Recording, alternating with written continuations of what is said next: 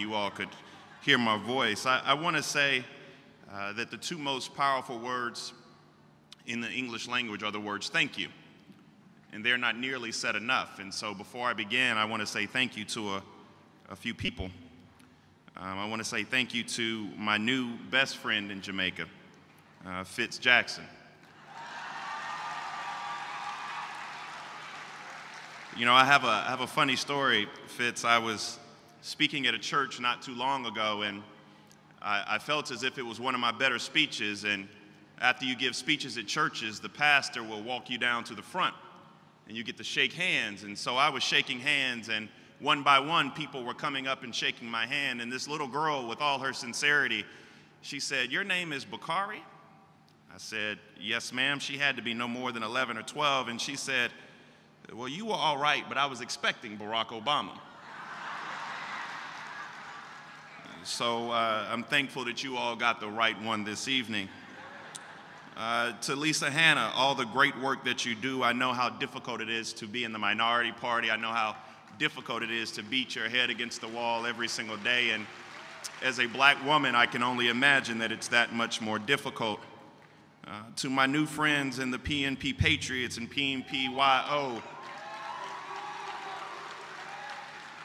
thank you so very much. To the president of this amazing, amazing party, Peter Phillips, thank you. I got a chance to spend some time with you last night, and let me just tell you an observation from across the water. The way that I judge the measure of a man is not his politics. The way I judge the measure of a man is not how he dresses per se, but the way I judge the measure of a man is by the children they raise. And I got a chance to see you and your son interact last night, and I can honestly say that one day I want to grow up and be a father like you. So thank you so very much for all that you do. To the former Prime Minister and President, thank you for being here as well. And to one of the largest personalities that I've met since I've been here, I think we call him the President for Life, Chairman for Life. Thank you so very much as well. You know, I want to begin tonight with an apology. I want to apologize if I seem a little distracted, and I want you to understand that it's not you. But I will admit that my mind this weekend has been wandering. It's been elsewhere. And no, it's not because President Trump took to Twitter again and made another outrageous claim that flies in the face of all empirical evidence. I mean, he did, but that's not enough to distract me anymore. My mind has wandered because for the better part of this week, many of my friends and family back in South Carolina have been trying to prepare for Hurricane Florence, which in addition to 110-mile-per-hour winds and life-threatening storm surges could drop up to 40 inches of rain when it comes ashore. And then it just sits over my home state for days. So needless to say, the shutters are latched, the windows have been boarded up with plywood, the evacuations have been made, and all the store shelves have been cleared of milk, bread, and canned goods. I didn't know this before I got here, but many of you all have lived through this before, just 30 years ago with Gilbert. So in fact, I want to take this opportunity to thank you again for inviting me to join you tonight, because if I wasn't here, I would be occupied there. And so from the bottom of my heart, thank you. And even more importantly, the fear that comes with the forecast of a hurricane, it pales in comparison to the terror that I've lived with all summer since my wife and I found out that we, yes, I said we, are pregnant with twins. So I usually tell you that I wouldn't talk about something like that in a speech. I usually wouldn't get that personal. And it's not just that I'm superstitious, though I am. And it's not just because I strongly believe that our private lives should be private, though I do. But still I feel compelled to mention it because for the past 2 years in America, and since the PNP has become the opposition party, we have witnessed an ongoing, unrelenting global war on progressivism, waged with the singular aim of consolidating wealth and power in the hands of very few, who then use that absolute power to further limit capital until we are beholden to those who hold the purse strings. So I am here this evening. We are here together because we know, as my good friend Jake Tapper reminded me earlier today, that power corrupts and absolute power corrupts absolutely. And even further, as our dear, dear president said, and understanding, as Dr. King said in his letter from a Birmingham jail over half a century ago, injustice anywhere is a threat to justice everywhere. We are caught in an inescapable network of mutuality, tied in a single garment of destiny. Whatever affects one directly affects all indirectly. So woven together in that garment of destiny, we must share a sense of urgency and reject a phrase that has become all too common in newsrooms, living rooms all across America, and no doubt here in Jamaica. We get down and we get depressed and we say, nothing matters anymore. You see, that's what we say to ourselves when Donald Trump declares that his disaster response to Puerto Rico. That's what we say when the President of the United States goes on national television and admits to obstruction of justice and pays absolutely no price for it, political or otherwise. In fact, the leaders of his party, once known as the party of Abraham Lincoln and Theodore Roosevelt and God bless John McCain, tie themselves in knots trying to excuse his behavior and disregard his words. We say, nothing matters anymore. It's what we say when children are gunned down, whether or not it's in neighborhoods surrounding Jarrett Lane, Brownstown, or in a high school in Florida. Our leaders do nothing about it. It's what we say when children are ripped from their mother's arms and locked away in cages. It's what we say when we try and try again and again, but nothing ever seems to change. And it shocks the conscience, but we say it anyway, nothing matters anymore. It starts off as a political analysis, a statement on radically evolving political rules in an increasingly digital and social media-driven age, or it's a coping mechanism for a world you just don't understand. But then, once the hope turns to frustration, and the frustration turns to fear, and the fear turns, once the hope turns to frustration, and the frustration turns to fear, and the fear turns to anger and hate, and nothing truly matters anymore. Except I think about tonight, and I think about my twins, and I think about our future, and I'm here to say that it does still matter. It is still very real. I think about a family on the coast right now packing up their kids, the dog, and everything they can carry into the minivan, leaving behind their home and everything they know, and feeling the path of destruction blowing in from the Atlantic, and for them it does matter. I think about the first responders and the National Guardsmen and women whose job it is to go out into the storm because someone needs their help, and realize that it really does matter. I think about our shared sense of community, the interwoven strands of our history that connect us more than mere geography, and realize that it does matter. I think about the countless unnamed everyday heroes, the students and school teachers and small business owners and shift workers, everyone who finds a way to make it through another day, holding on to that belief that things might get a little easier, that tomorrow might be a little better. Everyone who counts those tiny daily victories and holds them close to their heart. And for them, it does matter. I think of that day in the not too far off future when I have two little perfect faces looking up at me because they know somehow that as long as I'm there, as long as they can wrap those perfect hands around my thumb, then they don't have to cry anymore because Daddy can make it better. I tell you, it matters. It matters more than most of us can imagine. That's not an American impulse or a Jamaican impulse. It's simply human. And it speaks to the very best of who we are. You see, the truth is, that's why we're all here tonight, isn't it? It's not just our moral struggle. The Democratic and People's National Party, as a minority voice in government, opposing parties, building a network and a plan to mobilize a people to push back against the rising tide of greed and corruption? Or is it something deeper? Is it something more fundamental than simply finding a path to an electoral victory? Because it doesn't matter if you're from Westmoreland, East Kingston, or Denmark, South Carolina, we share the same twin beliefs of possibility and responsibility, the bedrock principles of any democracy. Because when you join those two beliefs, the possibility of a better tomorrow and the responsibility we all hold for each other, the solution to the equation is freedom.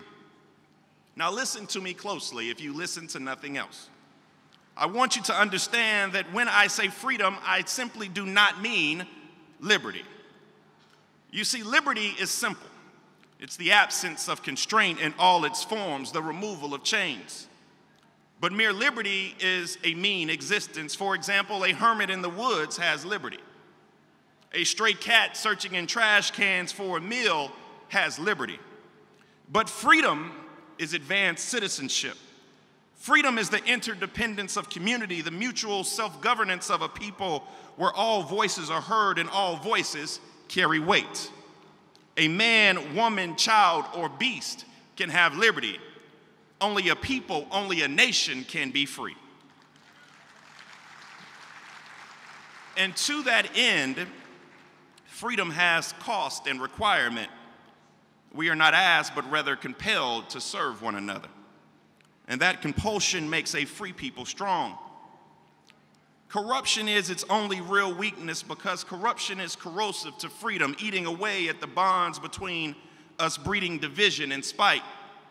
So it follows, as it must, that any free people and any people's party must always stand against corruption. It's a philosophical and a practical cancer. How do you tell folks that you can afford to invest in public transportation or road improvements or even public safety because the government gave away another $600 million in sweetheart deals to politically connected contractors who put up 76% of that money to line their own pockets? What do you think happens when working families watch scandal after scandal at their state-owned oil refinery while their cost at the pumps jump by a third in only a few months? What happens when the money runs out? Do you think that people will pay that bill happily? Do you think they will chalk it up to nothing matters anymore? Of course not. So when the People's National Party speaks out against seemingly endless scandals, it's not about politics or gamesmanship. It's because corruption drains public resources for private profit. And the public good suffers with rundown schools, flooding streets, and countless other symptoms of willful neglect. It's because it does matter. And when a child watches this drama play out again and again, year after year, with no change and no consequence, how can we possibly tell them that crime doesn't pay? You see, it certainly paid them. A $13 million retainer for entertainment and public relations, a $12 million annual salary for an HR manager, $96 million to build a wall that was originally built at $30 million. See, it certainly paid for them. That's better than the child's father makes driving a cab, better than his mother gets making beds and replacing tiles at the Sandoz Montego Bay. And we have to understand it's not just the kids in Port Royal and Spanish Town. Across America, 1 in every 3 black men can expect to go to prison at least once in their lives. In my home state, African Americans make up less than 1/3 of the total population, but more than 2/3 of the prison population. And we know, not guess, but know that across racial lines, poverty and a lack of opportunity are the driving factor. Imagine growing up in a gang territory where the kids don't play in the park because they might get shot. Imagine backbreaking generational poverty, the kind of environment that teaches you that you'll never be more than dirt poor, so you might as well give up now. Imagine living in the kind of world where prisons look like a step up. Think about this: in your average middle-income neighborhood, the ratio of age-appropriate books to children is 13 books for every 1 child, while in lower-income neighborhoods, the ratio is 1 book for every 300 children. Imagine that. Imagine growing up in a household without Dr. Seuss or Mother Goose or Huckleberry Finn or any of the other countless books that taught you to imagine a world beyond your own, that taught you to dream. Imagine those things being completely absent from your life. And it's not like you growing up not knowing a child that knows those books were absent from his life. Imagine what that does to them. Never mind the barriers it creates in learning how to read. Growing up in that environment, even if you can read, it teaches you not to. You learn that reading isn't important, that for you it's wrong. If you do read, you're somehow pretending you're better than your family, better than your friends, better than everyone around you. How do we change that? Because if we can change that, we can virtually end violent crime. We change it by investing on the front end, by building new state-of-the-art schools so that we don't have to build new prisons. We change it by training new teachers and paying teachers what they're really worth. We change it with youth sports programs and summer jobs, internships and apprenticeship programs, and a quality secondary education affordable for all and available to all. We change it by reaching out to the child before he or she becomes a criminal and making sure he or she knows that we're there for them, to help them, to nurture them, and to love them no matter what, because it matters. You see, when President Obama was here 3 years ago, it's really been that long, and oh, do we miss him. He announced nearly $70 million in U.S. investments in education, training, and employment programs throughout Latin America and the Caribbean to help young people in unemployed and impoverished and marginalized communities gain the skills they need to compete and succeed in the 21st century economy. He also launched the Young Leaders of the Americas initiative, a unique exchange that identifies the best and brightest young minds throughout the region and engages them in a new collaboration that opens new doors for them, providing a unique access to American leaders, technology, and capital, so that these remarkable young people can not only build and perfect their own ideas, learning from the failures and best practices of others, but share their own knowledge and creativity in a way that sparks new innovation across the board. You see, it's not just an opportunity for you to learn from us. The doors swing both ways, giving us new insight into how we can best overcome some of our most persistent challenges. I think about young men and women like Kiddis McCoy. You see, Kiddis was born and raised in Waltham Park, St. Andrew. Kiddis grew up around animals, and although she thought she would become a veterinarian, she instead found a passion for helping those who lacked the opportunities she enjoyed. So starting with a Facebook post in 2015 and a friend's WhatsApp group, she became the co-founder of Good Deeds Foundation Jamaica, which addresses the high level of youth unemployment in Jamaica by hosting empowerment sessions and career expos for young people. And just last year, as a fellow, Kiddis joined 9 other remarkable young leaders from across Latin America and the Caribbean for a 4-week program at Notre Dame, working alongside recognized leaders in business and nonprofit advocacy to accelerate their commercial and social ventures and develop specific action plans to carry out when they came home. You see, examples like Kiddis show us the incredible pool of talent that exists right here in Jamaica on every step of the socioeconomic ladder. Imagine what would happen if we would double down on programs like that. America's initiative. Imagine a young man or woman who otherwise might have become a statistic, instead developing new, more resilient infrastructure that help protect your community from others and helps protect mine as well. Imagine a new generation engaged within instead of praying for a way out. A new generation of young people that sees that you don't have to be a singer or a sprinter to be a hero. Imagine that kind of movement that creates a ripple effect that crosses the sea and comes back again.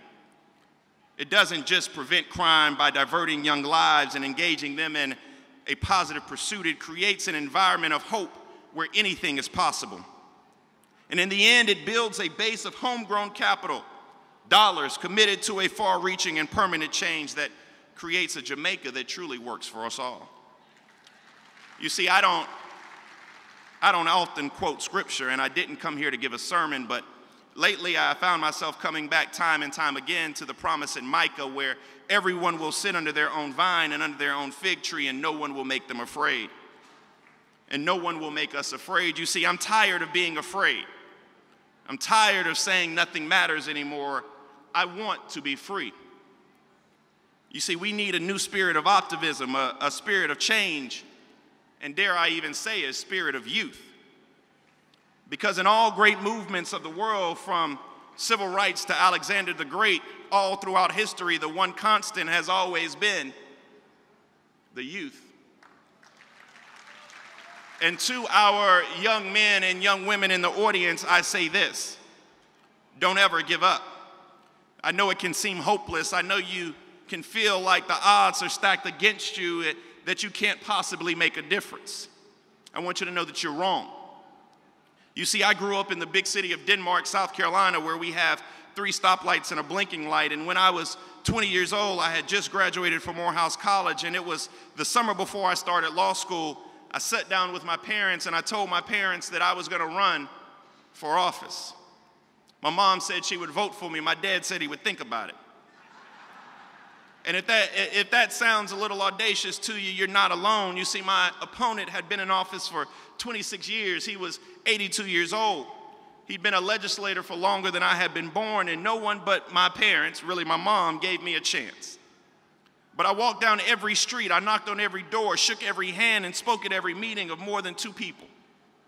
I worked and I worked and I worked and I won. It was a 386 vote difference that made me the youngest black elected official in America, so do not give up. Because in the final analysis, because tomorrow belongs to you. Not your parents or your teachers, not your bosses or your leaders or even me. Tomorrow belongs to you, and it's up to you to seize it.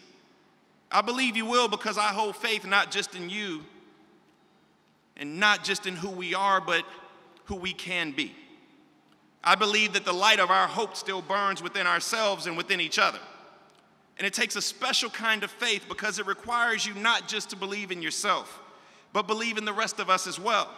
To believe that we as a people, as a nation, will not let inequality stand, that we will not let injustice and corruption prevail, that we will strive to be better than we are, to do better than we have, to have faith in one another and love our neighbors even if they don't love us.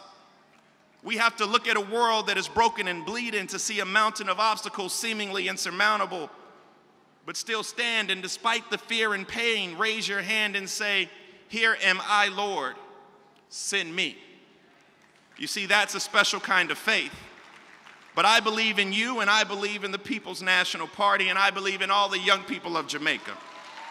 Because that is the world that I want my children to be born into. And I will tell all of you all this from the bottom of my heart. That's a special kind of faith, and that is what it means to be free. Thank you, and God bless Jamaica, and God bless the United States of America. I was born